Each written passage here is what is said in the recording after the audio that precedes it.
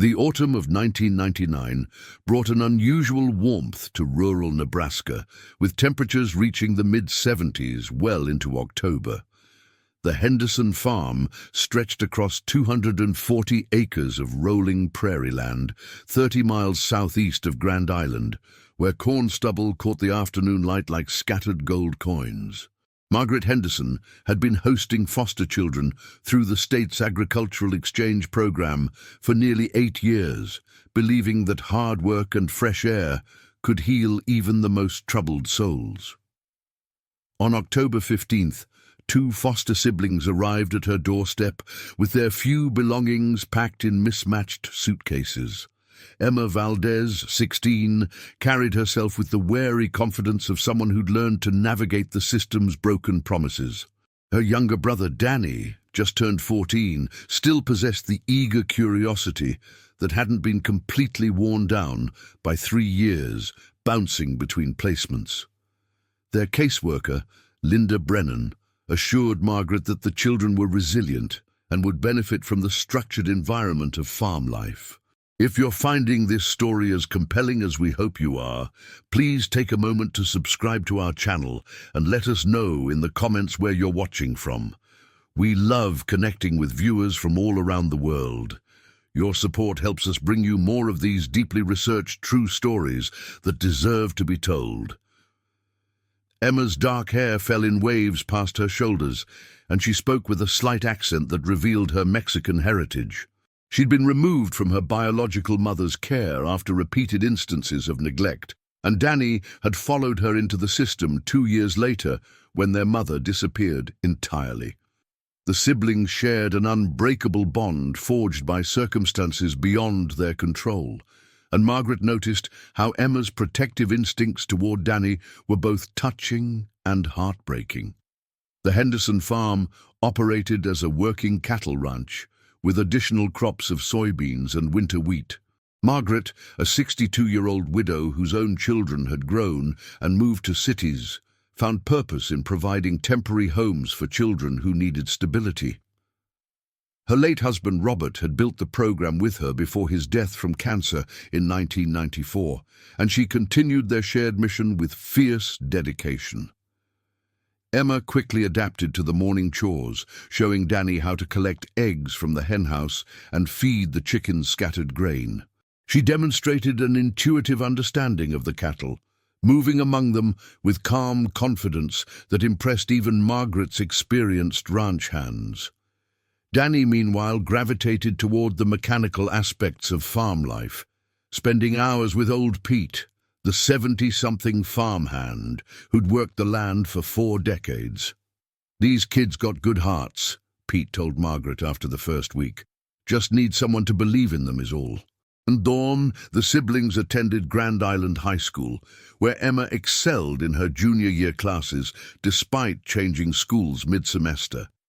Teachers noted her quiet intelligence and fierce loyalty to Danny, whom she walked to his freshman classes every morning. Danny struggled more academically, but found his niche in shop class and agriculture programs, where his hands-on learning style flourished. Margaret's stepson, Carl Henderson, visited the farm regularly during this period. Carl, 38 years old and recently divorced, had moved back to Nebraska from Denver after his construction business failed. He lived in a trailer on the property's eastern boundary, helping with maintenance and repairs in exchange for housing. The arrangement suited everyone initially. Carl needed time to rebuild his life, and Margaret appreciated having family nearby. However, Emma expressed discomfort about Carl's presence almost immediately. She confided in her school counselor, Mrs. Patricia Kerner, that Carl made inappropriate comments about her appearance and found excuses to be around when she was doing chores alone. Mrs. Kerner documented these concerns and contacted Linda Brennan, but the caseworker's investigation remained inconclusive. Carl denied any wrongdoing, and Margaret, caught between loyalty to family and responsibility to her foster children, struggled to navigate the situation objectively. The tension escalated throughout October. Emma began avoiding certain areas of the farm when Carl was present, and Danny picked up on his sister's anxiety, becoming increasingly protective and confrontational. Margaret found herself mediating conflicts while trying to maintain the peaceful environment she'd worked so hard to create. On the evening of October 28, 1999, Margaret prepared her usual Thursday dinner of pot roast with carrots and potatoes. The autumn air carried the scent of burning leaves from neighboring farms, and the early sunset painted the kitchen windows in shades of amber and gold. Emma helped with the cooking, as had become their routine, while Danny finished his homework at the kitchen table. Carl joined them for dinner, as he often did, bringing tension that seemed to thicken the air like humidity before a storm. The conversation remained stilted, punctuated by long silences, broken only by the clink of silverware against plates. Margaret noticed Emma pushing food around her plate without eating, while Danny kept shooting protective glances at his sister. After dinner, Margaret received a phone call from her sister in Omaha, who was dealing with their elderly mother's hospitalization. The conversation stretched longer than expected, requiring Margaret to make arrangements for a weekend visit that would take her away from the farm. She found Emma and Danny in the living room afterward, Emma reading while Danny watched television with the volume low. "I need to drive to Omaha tomorrow morning," Margaret announced. "My mother's taken a turn for the worse, and I might need to stay through the weekend. Linda's aware of the situation, and Carl will be here to keep an eye on things." Emma's expression immediately darkened. "Can't we come with you? We could help, or at least stay out of the way." Margaret considered this briefly but shook her head. "The hospital won't allow visitors under 18, and I'll be spending most of my time there anyway. You've got school tomorrow, and Danny has that agriculture project due Monday. You'll be fine here for a couple of days." The conversation continued for several minutes, with Emma growing increasingly agitated, though she tried to hide her anxiety behind practical concerns about missing classes and household responsibilities. Danny remained quiet, sensing the undercurrent of his sister's distress without fully understanding its source. Margaret departed early Friday morning, October 29th, after leaving detailed instructions about meals, chores, and emergency contacts. She hugged both children goodbye, promising to call that evening to check on them. Emma's embrace lasted longer than usual, and Margaret later recalled the desperation in the girl's grip, though she didn't fully comprehend its significance at the time. Carl appeared at the main house around noon, ostensibly to check on the children and ensure they had everything they needed for lunch.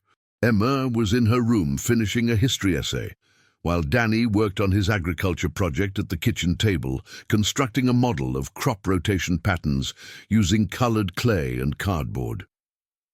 The afternoon passed quietly, with both siblings attending to their usual Friday after-school activities. Emma had permission to use Margaret's car to drive to town for groceries, a responsibility she'd earned through consistent good behavior and careful driving. Danny accompanied her, and they returned with supplies for the weekend, including ingredients for the spaghetti dinner Emma had planned to cook.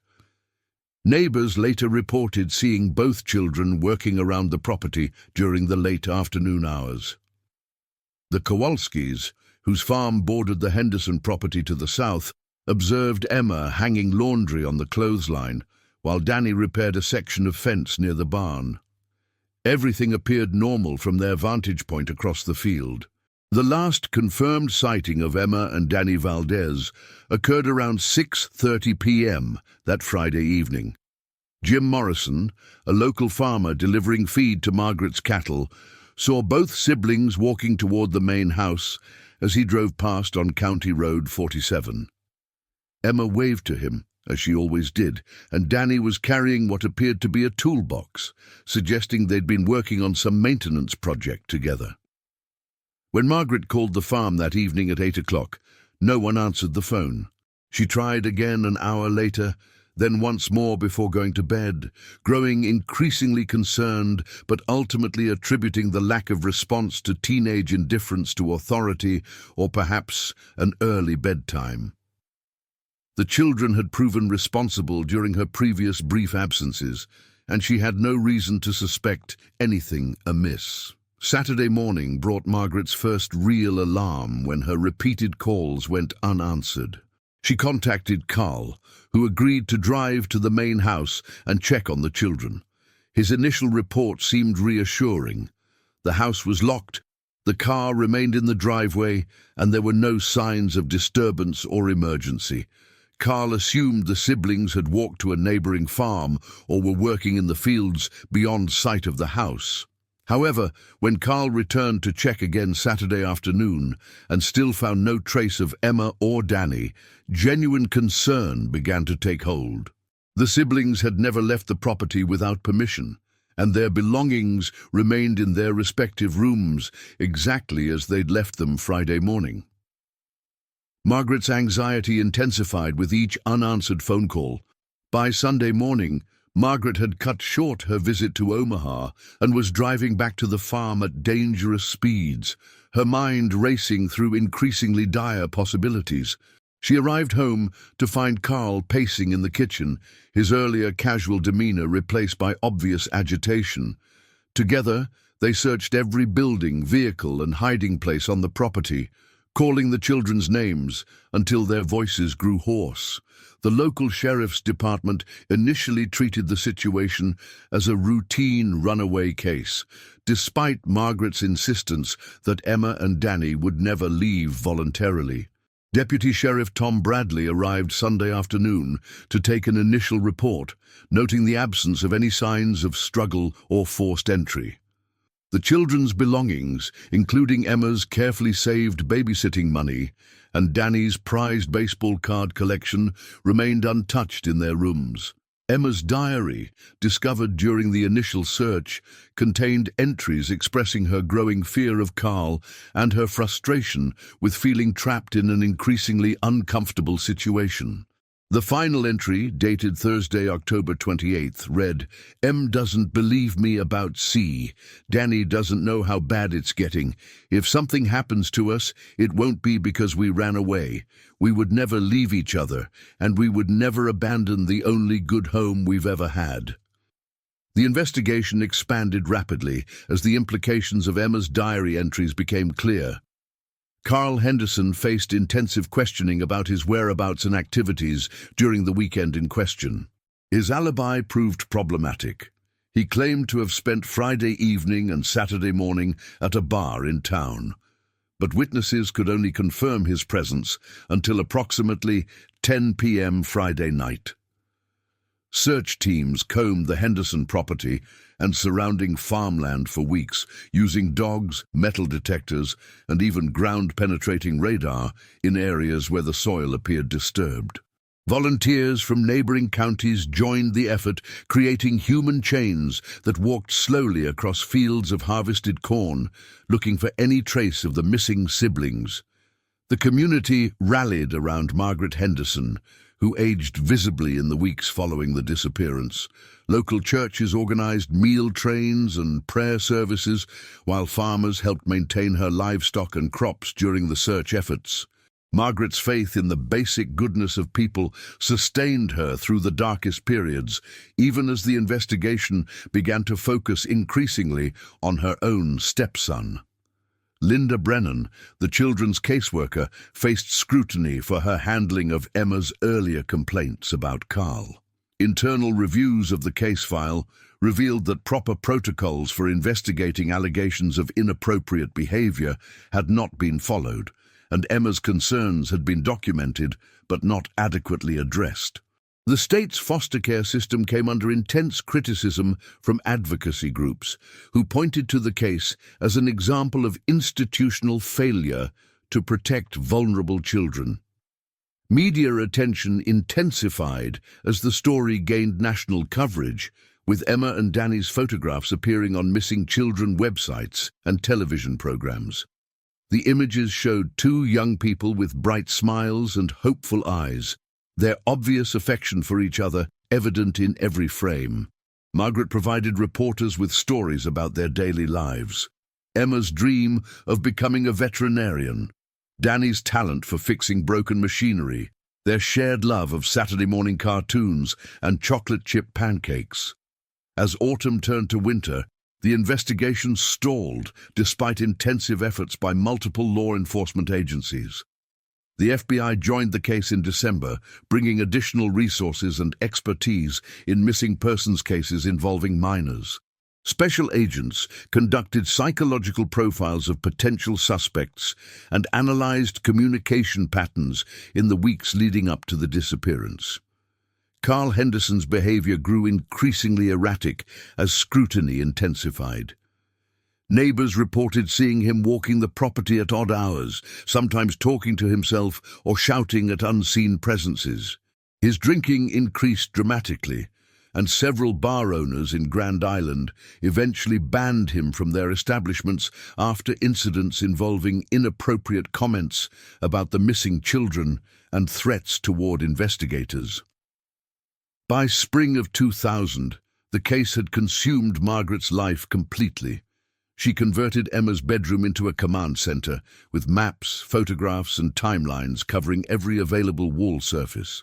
Phone logs documented her daily calls to law enforcement agencies, advocacy groups, and media contacts. She learned the language of criminal investigation by necessity, becoming fluent in terms like persons of interest, evidence preservation, and statute of limitations. The seasonal rhythm of farm life continued around the investigation, but Margaret found herself unable to plant the garden Emma had planned or maintain the flower beds Danny had helped her design. The property took on an abandoned appearance, with buildings needing paint and fences requiring repair. Old Pete did his best to maintain essential operations, but the heart had gone out of the Henderson farm. Summer brought renewed search efforts as college students and church groups volunteered their time during the warmer months. Ground that had been frozen and inaccessible during winter was systematically examined once again. New technology became available, including improved cadaver dogs and more sophisticated soil analysis equipment, but these efforts yielded no new evidence. Carl's drinking problem escalated to the point where he was arrested multiple times for public intoxication and disturbing the peace. During one particularly volatile incident outside a Grand Island bar, he allegedly made statements about those kids finally getting what they deserved and teaching that smart-mouthed girl a lesson she won't forget. Witnesses reported these comments to investigators, but Carl later claimed to have no memory of the evening due to his intoxicated state. Margaret faced the agonizing decision of whether to continue accepting foster children through the state program. Her application remained suspended pending the ongoing investigation, but she struggled with the possibility that she might never again provide a home for children in need. The empty bedrooms haunted her, filled with remnants of Emma and Danny's brief but impactful presence in her life. The first anniversary of the disappearance brought renewed media attention and a $50,000 reward offered by a coalition of local businesses and national advocacy groups. Margaret appeared on television programs, her once sturdy frame noticeably frailer, her voice hoarse from countless interviews and appeals for information. She held Emma's favorite sweater during most of these appearances, a pale blue cardigan that still carried the faint scent of the girl's strawberry shampoo. As months turned to years, the active investigation gradually scaled back to periodic reviews and follow-up interviews. Carl Henderson left Nebraska in 2003, reportedly moving to Montana, where he found work on a cattle ranch. His departure brought both relief and frustration to Margaret and the investigators. Relief that his disruptive presence was no longer a constant reminder of the family's tragedy, but frustration that he remained beyond easy reach for questioning. Margaret developed a routine of visiting the cemetery where her late husband was buried, speaking to Robert about the children as if he might somehow provide guidance from beyond. She planted flowers around his headstone, the same varieties Emma had admired in seed catalogues, and maintained the grave with meticulous care. These visits became a form of meditation, helping her process grief that seemed to have no resolution. The case generated occasional tips and leads over the years, usually triggered by television specials or internet discussions. People reported sightings of young people matching Emma and Danny's descriptions in various states, but none of these leads proved credible upon investigation. Margaret followed each possibility with desperate hope, maintaining contact with law enforcement agencies across the country. In 2005, construction workers excavating for a new shopping center in Grand Island discovered human remains that briefly raised hopes for resolution. The bones proved to belong to a Civil War-era burial site, not the missing siblings, but the incident reminded everyone involved how desperately the family needed closure. Margaret attended the excavation every day until the remains were properly identified, unable to accept the possibility of missing any potential breakthrough. Old Pete passed away in 2008, leaving Margaret increasingly isolated on the property that had once bustled with activity. His funeral brought together many people who had searched for Emma and Danny, creating an impromptu memorial service for the children as well. Margaret spoke about how Pete had loved the siblings' enthusiasm for farm life and how he'd planned to teach Danny advanced mechanical skills the following summer. The investigation took on new energy in 2010, when Detective Sarah Collins joined the Sheriff's Department and requested assignment to cold cases. Collins had extensive training in missing persons investigations and brought fresh perspectives to evidence that had been examined repeatedly over the previous decade. She began by re-interviewing everyone connected to the case, starting with Margaret and working through the extensive list of witnesses, neighbors, and potential suspects. Collins discovered inconsistencies in Carl Henderson's original statements that had been overlooked or minimized during the initial investigation. His timeline for Friday evening contained several gaps that he'd explained with increasingly elaborate stories about his activities and whereabouts. Phone records from the period, which had been subpoenaed but not thoroughly analyzed, showed calls between Carl's trailer and unknown numbers that were never satisfactorily explained. The detective also identified witnesses who had not been interviewed during the original investigation, including several people who had regular contact with Carl at various bars and social venues around Grand Island. These individuals provided a disturbing picture of Carl's behavior in the weeks following the disappearance, describing a man who seemed simultaneously guilty and defiant, drinking heavily while making cryptic comments about teaching lessons and settling scores. Margaret, now in her 70s but still sharp and determined, became Detective Collins' closest collaborator in the renewed investigation. She provided detailed memories of conversations, behavioral observations, and timeline information that proved invaluable in reconstructing the days surrounding the disappearance. Her meticulous record-keeping during the intervening years created a comprehensive database of information that helped identify previously overlooked connections and patterns. The breakthrough came in 2012, when Carl Henderson was arrested in Billings, Montana, for aggravated assault following a bar fight. During processing, his fingerprints triggered alerts related to the Nebraska missing persons case, bringing him back to Detective Collins's attention after years of minimal contact. The assault charges provided grounds for extradition to Nebraska for questioning, despite the lack of new evidence directly related to Emma and Danny's disappearance. Carl's return to Nebraska marked the beginning of the most intensive period of investigation since the initial search efforts.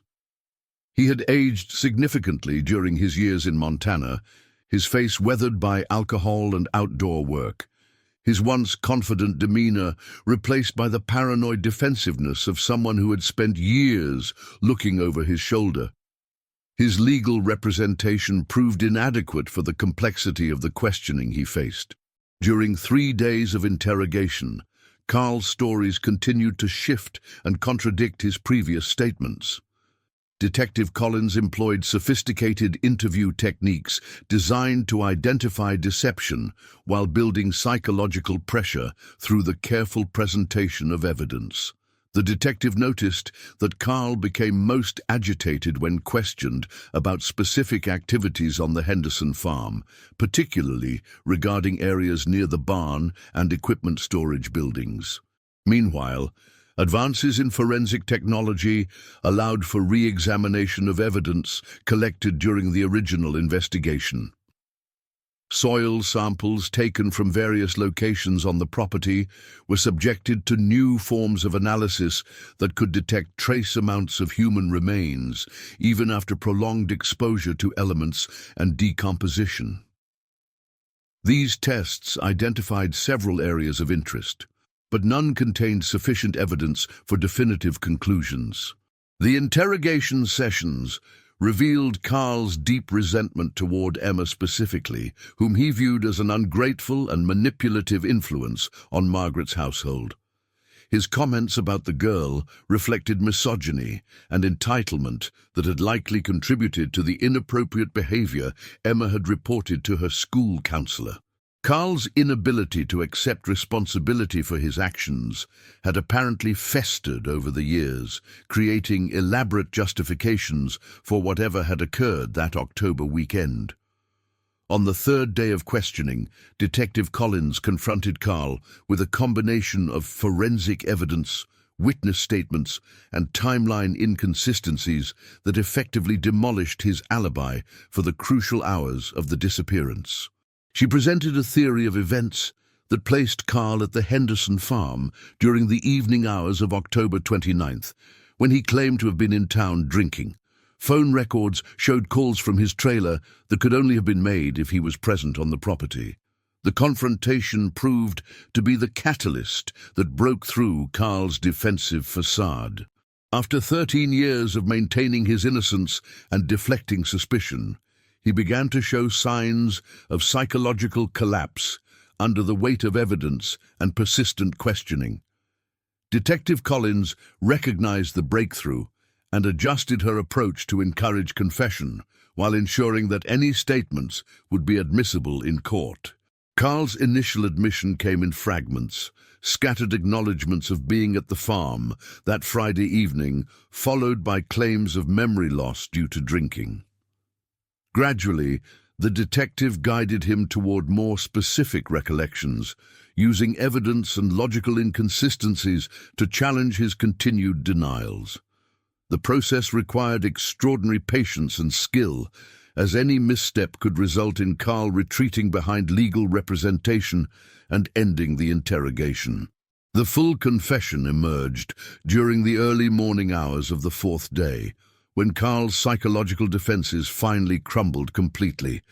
He admitted to confronting Emma about her complaints to school authorities, accusing her of trying to destroy his relationship with Margaret and jeopardize his housing arrangement.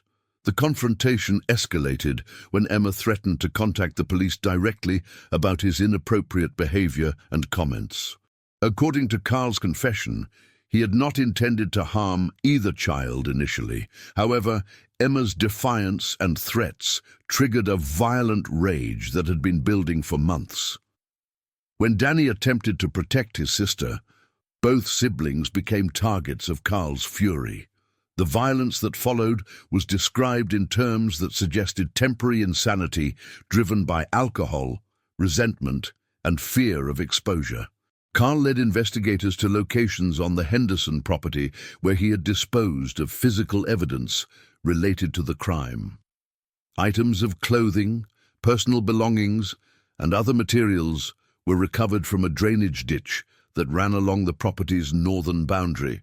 These discoveries provided crucial corroboration for Carl's confession and helped establish the credibility of his statements.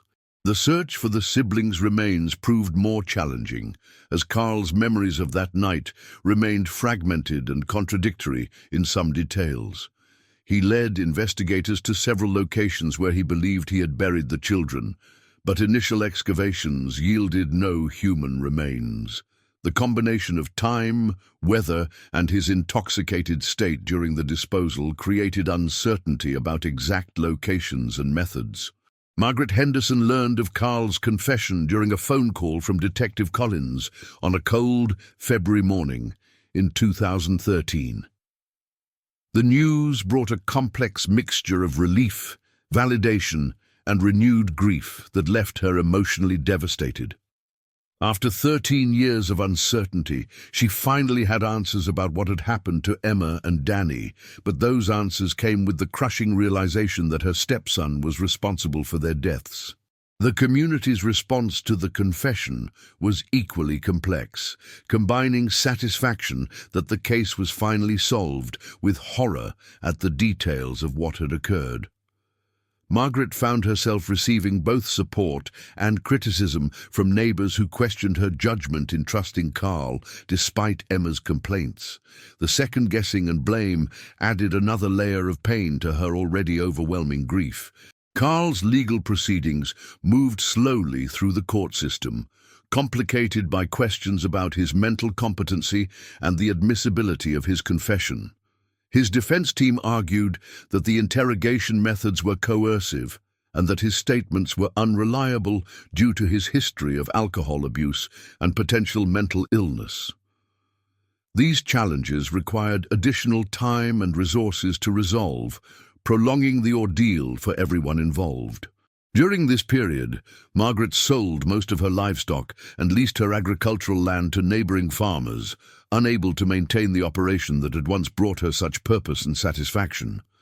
She kept only a few animals for companionship, spending most of her time in the house that still contained reminders of Emma and Danny's brief but meaningful presence in her life. The trial began in the fall of 2013, nearly 14 years after the children's disappearance. Margaret attended every session, sitting in the front row with photographs of Emma and Danny clutched in her hands. She listened to evidence she had helped collect over years of advocacy and investigation, finally seeing it presented in the formal setting of criminal proceedings. Carl's testimony proved inconsistent and often contradictory, as his defense team attempted to minimize his culpability while acknowledging basic facts established through physical evidence. He claimed limited memory of specific events, while maintaining that he had never intended to harm either child. His demeanor on the witness stand reflected the psychological deterioration that had occurred during his years of hiding from responsibility. The prosecution presented a compelling case based on Carl's confession, corroborating physical evidence and testimony from witnesses who described his suspicious behavior in the aftermath of the disappearance. Detective Collins played a crucial role in explaining the investigation's evolution and the techniques used to eventually break through Carl's deception.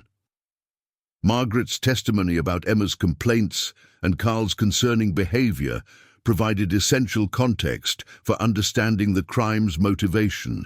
On November 15, 2013, the jury returned guilty verdicts on 2 counts of second-degree murder, finding that Carl Henderson had killed Emma and Danny Valdez during a confrontation that escalated beyond his original intentions.